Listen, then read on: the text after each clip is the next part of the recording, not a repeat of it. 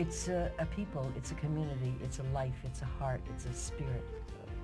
Parents of gay children say, I want my son, my gay son, to have the same opportunity to come to me and say, hey, Dad, I'm getting married, as my non-gay son or my non-gay daughter. The heck would you want a picture of a tattoo of $1,000 on your penis for? You might just need to satisfy yourself sexually alone at that point. Do I regret it? Not one bit. Did I think that I would actually take it the next step and do it again? And what goes into their life, how they handle it. There are 12 houses, and each one of those houses has a particular function. Look into yourself, think about it, and just be whoever it is that speaks to you.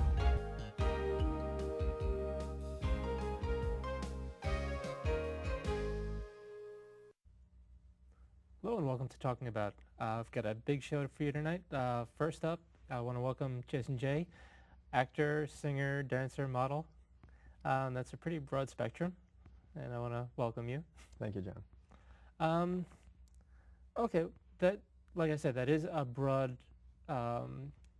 career choice, or is it? It's interesting you mentioned that. A lot of right now I'm focusing my my talents in the music industry, but in this field, within the talent industry, you have to be fairly diversified, and also you have to do what pays the bills. And sometimes the modeling and the acting will pay the bills, which will afford me time to write and record and so forth. Okay. Well, what in your life led you into this career choice? I mean, as I understand it, you are from upstate New York. Yeah. Born and raised upstate New York, about 400 miles from here, the middle child of 3. And ever since I was young, I'd watch TV and really be so interested and in tune with the characters that were on screen or the performers on stage. And going to, during school, I would do school stage and theater. And then after school, I'd do some regional theater. And I enjoyed so much the adrenaline, the rush of being on stage and the aspect of performing and all that energy exchanging, giving and taking and so forth. And so this has always been a dream of mine, and I told myself while I was in upstate New York that I would pursue an education, make sure that was under my belt, because last thing I'd want to do is be a starving artist here. And so I came to New York, and I just full blast been trying to do my thing. Okay, well, what sort of education and training do you have? In terms of? In terms of the performing arts. Well, there's a school back home, Metropolitan School for the Arts, and I had 4 years of onstage body communication, 2 years of acting, 3 years of vocal lessons, on top of your performing, which is a slew of everything from stage to theater to TV to you name it. Okay, and once you got to the quote-unquote big city, and what's the first move that you made? The first move was coming to grips with reality, which is the big city is much different from small town. Was it kind of a stars in your eyes, and then reality? Reality hits, and it can take the glitter out of your eyes if you don't keep perspective, if you don't keep your eyes on your goal. So at first, I think I got so involved with doing extra work, which is fairly big, and that started to take that glitter out of my eye, and I didn't want that to happen. So I took my focus off of extra work, and I either limited the amount of extra work that I accepted, or I just got into other fields, such as modeling, and then I started doing my songwriting. Okay, well, when you say extra work, that would be a background performer in? The little fuzzy white cotton ball you see in the back of TV shows. Okay, I just wanted to clarify for somebody who might not know that. Yeah. So that led into the modeling? Led into, yeah, being more closer to the camera. So I got some comp cards done, which are also called Z cards, composite cards. You send to photographers or prospective clients for print work, catalog, runway, whatever the case may be. That got me a little more in front of the camera, on top of some more experience, more comfort, raise my comfort level with the camera, on top of making some connections with print work photographers. Also, you get a name of this person, you get a name of that person, and you just start networking. Okay, well, how do you basically go about beginning to form that network? Well, I'll tell you, if I could turn back the hands of time, I would go into marketing in college because pretty much any field is marketing. Let's face it. My field, your field, any field is marketing. You can have the best product at the very best price no matter what, but if people don't know about it, you're sitting on nothing. So basically what I did was out there every single day giving anyone that would take it some material. Fortunately, I have a computer, and I'm on there 4 or 5 hours a day, trying to find networking connections, the whole 9 yards. Okay, networking, and I mean the computer is the primary source of finding Absolutely. work these days also. It is. It is. There's also some magazines and literature in terms within the talent business, because a lot of people don't have a computer, which I find surprising in today's day. Well, but it still costs. Yeah. Costs many tips, as But people don't even take advantage of the free computers at the library. Either they. I mean, a lot of people still say they're computer illiterate, which is understandable, I guess. Well, I mean, so much of the computer world is pretty idiot-proof, so go get one. Or go to the library. Yes. Okay, so from modeling, did that kind of lead you back to the acting, or? Actually, from modeling, that helped me pay the rent so I didn't have to go get a job, so I can spend time being more careful choosing roles in terms of acting, staying home to write songs, record songs. Everything was a building block to the next, and still is, to the next avenue, to the next goal. Okay. Well, you mentioned staying home and writing songs. From what I understand about you, the prelude to the song was the poem. Yeah, I actually, it was one of those days where I left the house and I was at open mic poetry, and I was reciting a poem, and I was approached by this person who said he did some music back in the 80s, and said, that's a really good, those are some interesting lyrics, I'd like to put some music to it. And I was taken back at first because I didn't come here to by any means perform or sing, but one thing led to another. We recorded our first track, which went very, well. It went over well. I sent it to record pools, and it was in the top 10 in every record pool that I sent it to. It got airplay on pretty much every independent radio station that I sent it to. College radios were playing it. I was getting quite a few emails with fantastic results and feedback from my first song, Emotions. So I was very fortunate in that aspect. Okay. Which led me to being interested in the whole songwriting and singing and recording and performing. Which is, another branch of the tree, again. Yeah. And you did bring a role in of a performance that you had done recently. What is the song on the video? The video song. Yeah, the tape that you have, I believe, is I'll Be Your Friend. I sang it at the Gramercy in New York City. Believe it or not, my manager at the time, who has now relocated to the West Coast, hired a professional person to tape the show. But as I'm sure our viewers will see, he probably wasn't the best photographer. But that's me at the Gramercy, and I was singing I'll Be Your Friend. Okay, so whenever our good director is ready, we'll take a look at that right now. Sounds good.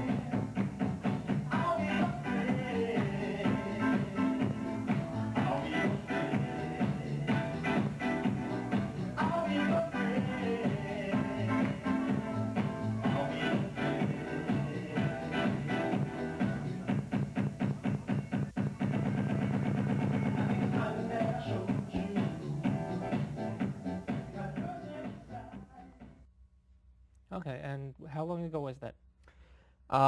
Boy, 3.5, 4 months ago. Okay. That song, I'll Be Your Friend, actually was written for my sister. She was going through a hard time, and I sat down and I wrote a song. And when I write songs, they go through stages, from the implementary stage to what I call the processing stage, which is my own time being alone, sitting down and putting myself in the moment.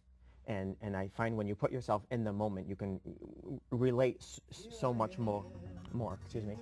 And when you relate and and are in the moment, your lyrics just tend to flow. And with I'll Be Your Friend, after singing that song, someone came up to me in the audience and he was just like, you know, bro, I want you to know that song hit here, and that was really nice. And it just makes you feel good as a performer, that you could relate to your audience and you could do some benefit to your audience. So that was nice. Right. Well, if you're not connecting with the audience, you're not connecting with anyone, there's no market for you. You're absolutely right. And which a lot of people who have made it need a kick in the butt to remind them that. Oh yeah, absolutely. To describe yourself, say 5 years in the future, star or working artist? Ooh, working artist, definitely. Which could have the connotation also as star, celebrity, things like that. I always tell everyone, if I can simply make ends meet doing what I love, my passion in life, that's all I'm asking for, you know. And my love and my passion is to perform, is to sing, is to act. And if I can make ends meet and be happy doing that and touch others and connect with others, I'm happy. Okay, and you've been doing a lot more in the recording studio lately? Oh yeah. I have a latest track, which I think we're going to run a sample of it. Here I Am. Yeah, we're going to let that run as we continue talking, so the audience can listen in a little bit. Yeah. And what brought this track about? Here I Am. Believe it or not, even my primary genre is dance, but if you listen to my lyrics, they're torch lyrics. They're a lot about pain and despair and things like that. And Here I Am, it's a very catchy Euro pop dance song, but if you listen to the lyrics, basically it's about, might I add, I sing a lot of my lyrics from experience, but it's about pretty much being dumped and this feeling of despair and coming to grips with the reality of being left, but still having strong feelings for the person leaving you. And so I'm telling the person in the song, that's fine you're leaving, but just I want you to know that I'm the one that's always going to love you. I'm going to love you forever.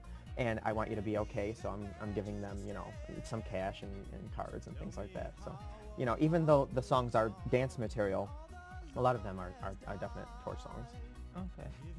Your performance venues, are a lot of those mainly dance-type clubs, or? Yeah, they're clubs, some festivals, obviously benefits, everything from performing solo to opening up for other bands. Sometimes, because my music is so upbeat, up-tempo, the directors of festivals or clubs or what have you want me to actually get the audience alive. So I'll come out there and do my thing and get the audience going. That way when the band comes out, they're already warmed up and in the whole 9 yards. So depending on the venue, the place, they tell me the time they want me and I give them that amount of time. Okay, and if the viewing audience wants to know where they can find you, do you have a website? Yeah, my website is www.jasonj.biz. Biz. B-I-Z, yeah. I get a lot of, is that jasonj.biz.com? No, so no, it's .biz. Like showbiz. Just and there will be a link to that on the talkingabout.info website. And I want to thank you for joining me. Our time together is up. And right now we are going to check in with Dr. Cynthia, who is going to be answering a viewer question about relationships. So stick with us as we ask Dr. Cynthia. Thanks. Thank you.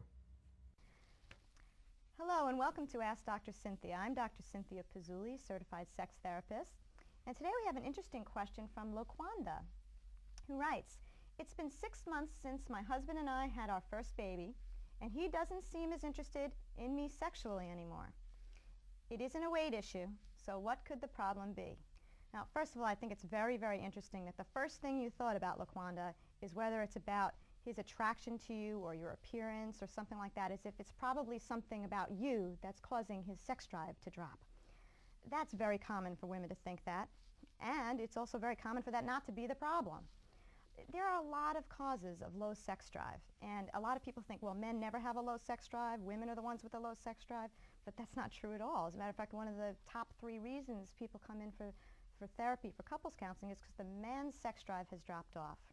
Now, especially in your case, I mean, exhaustion could be a factor. Maybe your husband's under a lot of stress at the office. There could be a lot of reasons why he hasn't really been as interested in sex as he has been in the past. But you gotta talk to him about it. If you don't say, listen, I was just, feeling really undesired lately. I feel like, maybe there's something wrong, that you don't really want to have sex with me anymore. If you don't communicate this to him, then you can't address the problem. And as I said on this program many times before, that's the #1 issue with couples. They don't tell each other how they're feeling. So LaQuanda, what I think you should do is tell him that these things are bothering you. Try to address it with him. Maybe you'll find some information out that could be very helpful. And if that doesn't work, the two of you can see a couples counselor to talk about these issues and hopefully get a more fulfilling relationship and sex life out of it. Thank you very much for writing. And if any of you have any other questions or issues, feel free to email me or write to the address on your screen. Well, welcome back. I want to thank Dr. Cynthia for those words of wisdom and advice. My guest for the second half of the program, David Israel. Welcome. Thank you, John. Okay. Your unique factor that brought you to me today is sort of a turn on your career path. But that's getting sort of to the end of the story. Let's kind of back up and start at the beginning. Through your youth, you had intended to have a musical career? That's right. I started with trumpet lessons the way many kids do in grade school, and progressed to guitar and piano eventually, and studied music in college, and thought I was going to be, the next Stephen Sondheim or Leonard Bernstein. Okay. Well, where did that career take you? You were working fairly regularly from what I read, unless I misunderstood the details. When I was in college, about 2 or 3 months before I graduated undergrad, I met one of Leonard Bernstein's assistants, and was given the opportunity to work on Bernstein's music at the time of my graduation.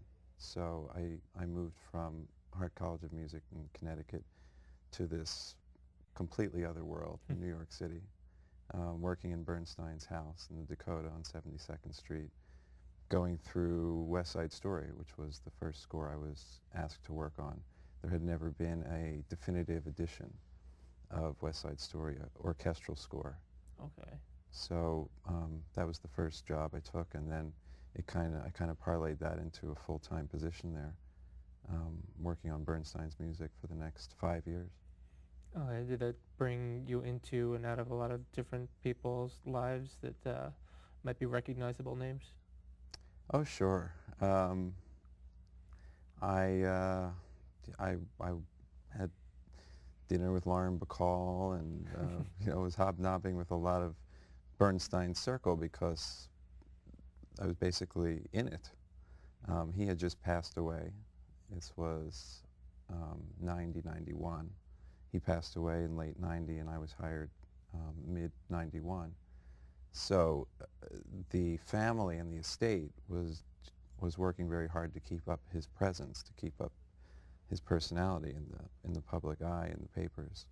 So there were regular concerts and parties celebrating his big birthdays, and different pieces that we would finish that he had been working on were celebrated and given big galas, and so there was pretty constant contact with a lot of big wigs, and enabled my career to take off too.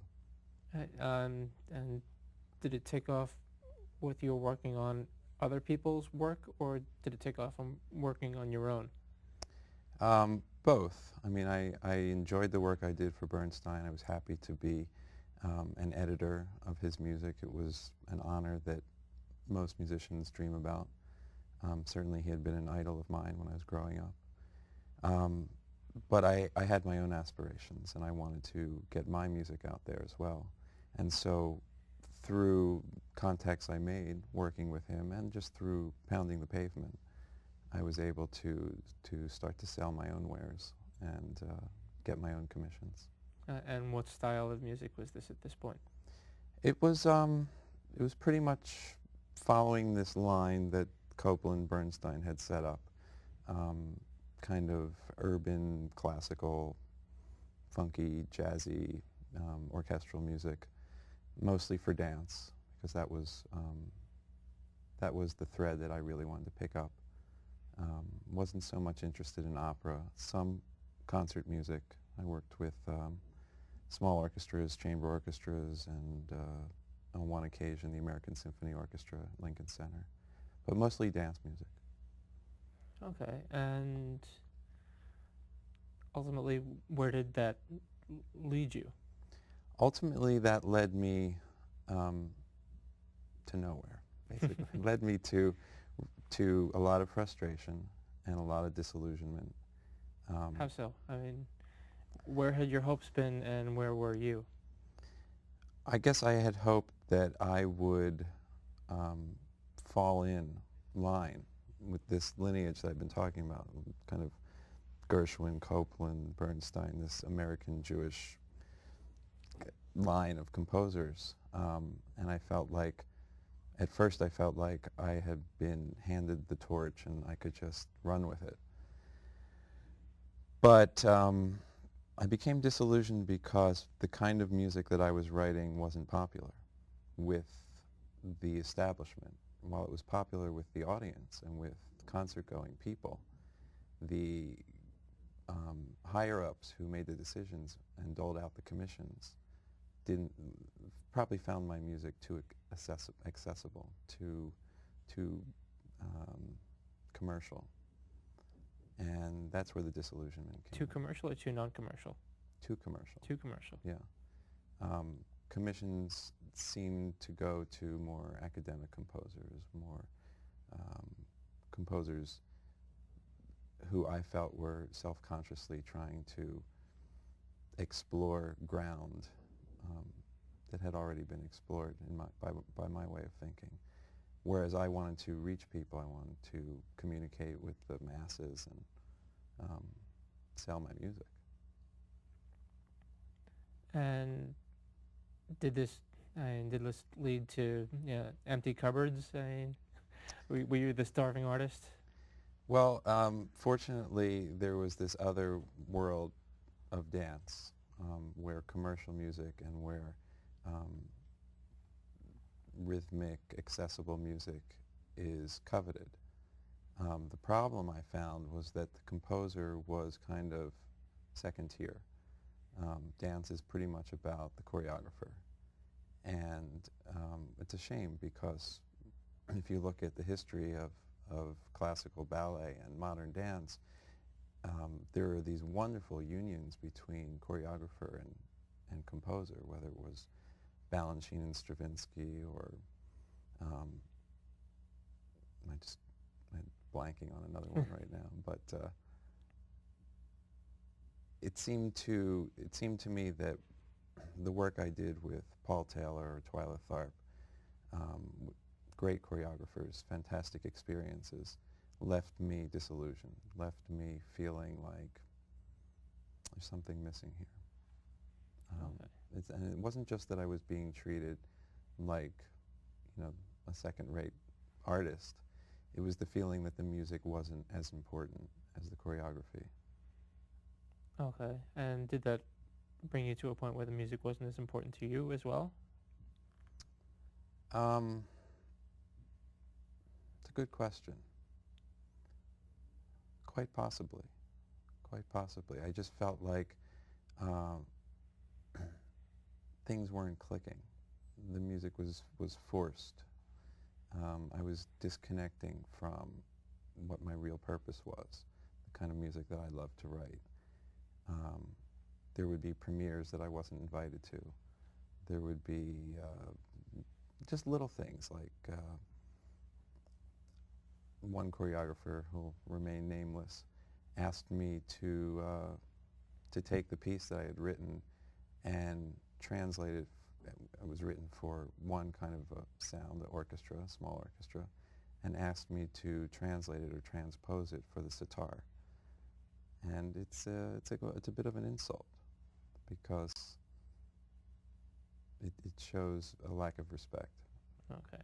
And without, feeling like I was, well, I just became disillusioned, quite frankly. And at what point did you sort of throw in the towel for a while? I reached my breaking point around, I would say, 1998, 99. and my health was declining. It was getting too difficult to pay the bills. The stress of not knowing where the next check was coming from, the stress of feeling like everything I was doing was for nothing ultimately, and the stress of feeling like there was just never going to be a point where I was going to achieve something. And was that, I mean, there's depression factored in there, but was that clinical depression also? It wasn't clinical, but it definitely pushed me over the edge, and I just kind of moved. I left the city. I went to the Middle East for 2.5 years. That's a little more than leaving the city. Yeah. I went, well, when I moved to the Middle East, a little desert town in the south of Israel, the second Intifada hadn't started yet. So it was peaceful. It was pretty peaceful, and Camp David had just happened, and Clinton and Barack, and it seemed like peace was imminent, and that was in the air. And if you talk to Israelis at that time, they said, we know that peace is going to be made with the Palestinians. We just don't know what's going to happen with the Syrians. Okay. And of course, everything changed about 8 months later. But at what point did you leave and come back? What point did you come back? I left in '99, and I came back in 2002. Okay. And was there a revelation or a finding of yourself in that period? Absolutely. Absolutely. I went from this New York City high stress, high tension, you know, kind of lifestyle to sitting in the desert and watching my leg hairs grow. As I like to say, it was a complete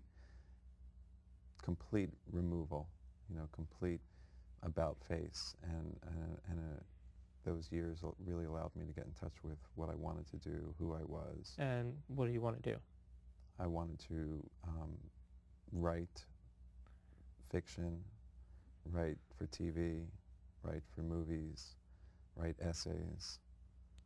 So the music is now out of the picture, and the written word has taken on a different meaning in its own way. That's right.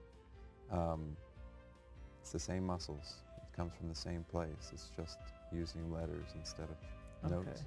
And we're just about out of time for this segment. I do want to have you back because I know you have a book coming out in the not too distant future. Is there a website where people can find out more information about you? Absolutely. And that is? davidisrael.net. .net. And there will be a link to that on the talkingabout.info website. You do have to come back. I want to thank you for being with me. Thanks. And I want to thank you for joining us, and I will see you next time. That website again, www.talkingabout.info. Thanks.